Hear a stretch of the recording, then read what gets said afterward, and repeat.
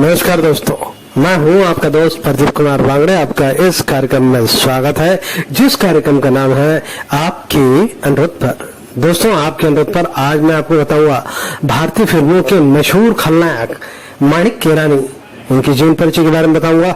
दोस्तों, अगर आप मेरे चैनल को पहली बार देख रहे हैं तो आपसे अनुरोध है कि आप इसे लाइक करें। वीडियो के नीचे रेड कलर का बटन है, उसे दबा के सब्सक्राइब करें। बाजू में एक बेल है, उसे भी दबाएं ताकि मैं जो भी वीडियो डालूं वो सबसे पहले आप तक पहुंचे। तो चलिए दोस्तों, वीडियो की शुरुआत करते हैं। माणिक किरानी का जन्म जैसलमेर 23 अक्टूबर 1953 को हुआ था। माणिक किरानी हिंदी सिनेमा के अभिनेता थे।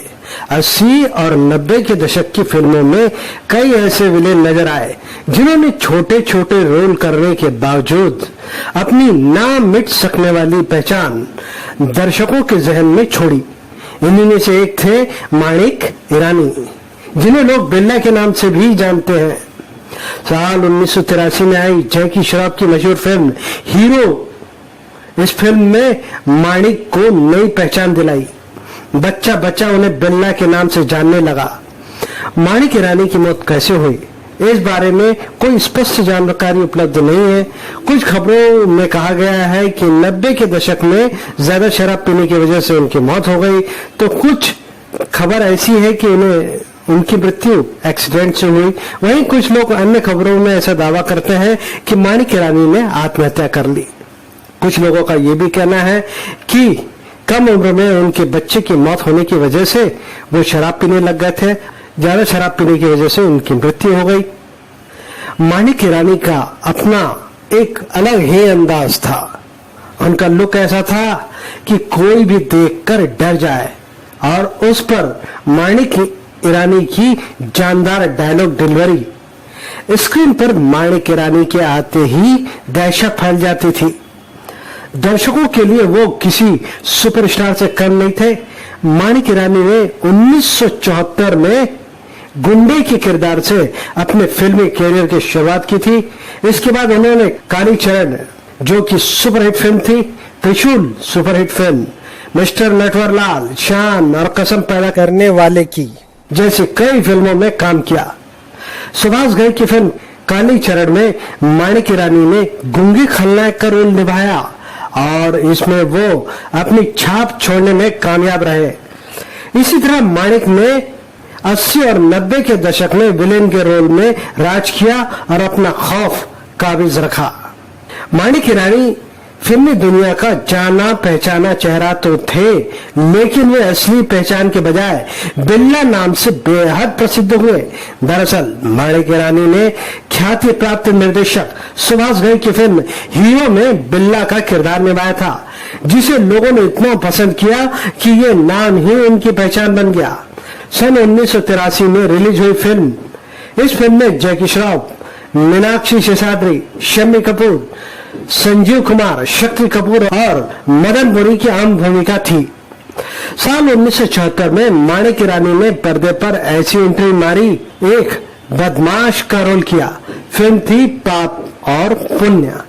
उन्हें खूब पसंद किया गया। 1976 में आई फिल्म कालीचरण में उन्होंने गूंगे बदमाश का रोल किया। 1978 में आई त्रिशूल जैसे सुपर हिट फिल्म में उन्होंने अमिताभ बच्चन को पर्दे पर खूब पीटा, बाद में खूब पीटे भी गए। माणिक ईरानी को जैसे अमिताभ की फिल्मों में विलेन बनने के लिए ठेका सा मिल गया था। मिस्टर नटवरलाल, शान, नास्तिक, इन सभी फिल्मों में माणिक ईरानी थे और सामने थे अमिताभ बच्चन। 1978 में आई फिल्म डॉन में माणिक ईरानी ने अमिताभ बच्चन के बॉडी डबल की भूमिका निभाई थी। डायरेक्टर चंद्रा बरोट की इस फिल्म में अमिताभ बच्चन के बदले एक्शन माणिक ने किए थे, हालांकि उन्हें इस काम का क्रेडिट नहीं दिया गया। 6 फुट 2 इंच कद की काठी और गठीला बदन, एक घुसा मारे तो अच्छे से अच्छे हीरो भी चित हो जाए। 80 और 90 के दशक में माणिक ईरानी की यही यूएसपी थी।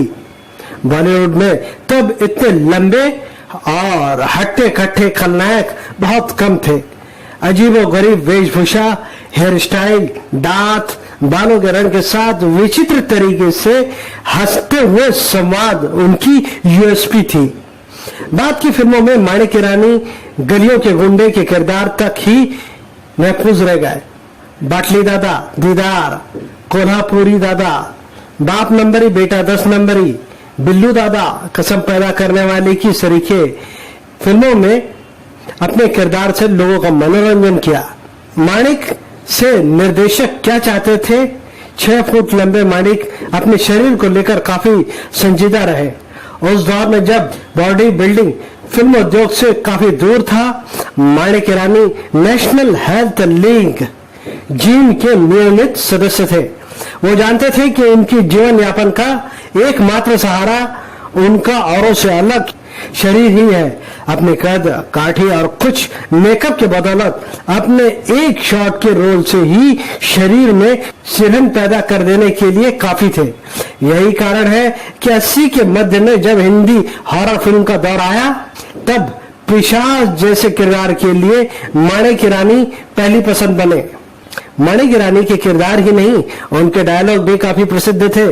उन्हें अपने डायलॉग डिलीवरी के चलते भी जाना जाता रहा।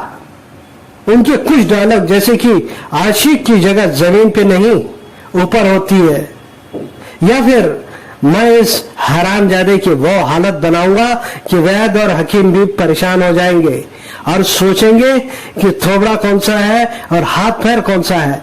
ये बेहद काफी प्रसिद्ध लोकप्रिय डायलॉग रहे बिल्ला के। माणिक ईरानी की मौत कैसे हुई, इसे लेकर कोई स्पष्ट जानकारी नहीं है। कहा जाता है उन्हें बाद के दिनों में शराब की बुरी लत लग गई थी, और यह भी कहा जाता है कि उनके बेटे वक्त से पहले गुजर गए थे, जिसके गम में वो शराब पीने लग गए थे और ज्यादा शराब पीने की वजह से उनकी मृत्यु हो गई थी 16 जून 1991 को। कुछ लोगों का कहना है कि माणिक ईरानी ने आत्महत्या कर ली थी। इन खबरों में कितनी सच्चाई है इस बात की जानकारी तो नहीं है, लेकिन ये जरूर स्पष्ट है कि बिल्ला यानी कि माणिक ईरानी हमारे बीच नहीं है। दोस्तों, एक बार फिर से मैं संक्षिप्त में जानकारी देना चाहूंगा माणिक ईरानी के बारे में। माणिक ईरानी का जन्म, दोस्तों कुछ लोगों का मानना है कि माणिक ईरानी का जन्म मैसूर के एक पारसी परिवार में हुआ था। माणिक ईरानी फिल्मों में बतौर स्टंटमैन के तौर पर काम करना शुरू किया। शुरुआत में ये हीरो के बॉडी डबल के रूप में काम किया करते थे। बहुत कम लोग ये जानते हैं कि उन्होंने अमिताभ बच्चन की फिल्म डॉन में उनकी डबल रोल वाले डबल बॉडी का सारा स्टंट किया था।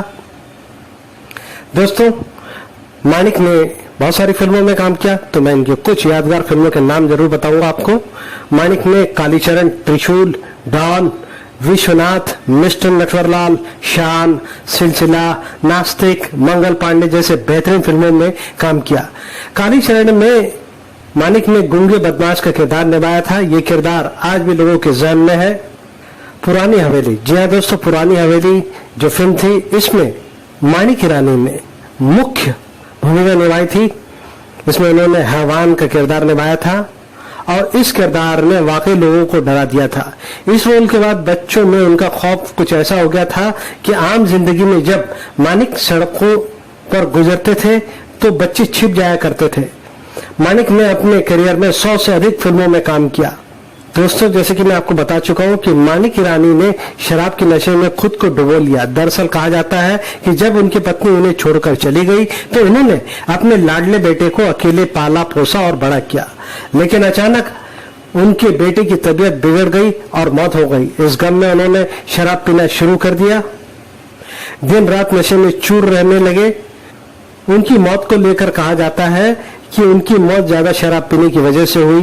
कहीं ये भी कहा जाता है कि माणिक ईरानी ने आत्महत्या कर ली, लेकिन इन खबरों में कितनी सच्चाई है ये तो पता नहीं।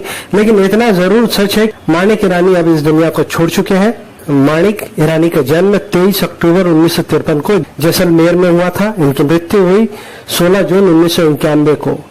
तो उम्मीद करता हूं दोस्तों, मैंने आपको जो जानकारी दी है वो आपको जरूर अच्छी लगी होगी। तो इसी के साथ अपने दोस्त प्रदीप कुमार बांगड़े को इस कार्यक्रम से जाने की इजाजत दीजिए। नमस्कार, जय हिंद।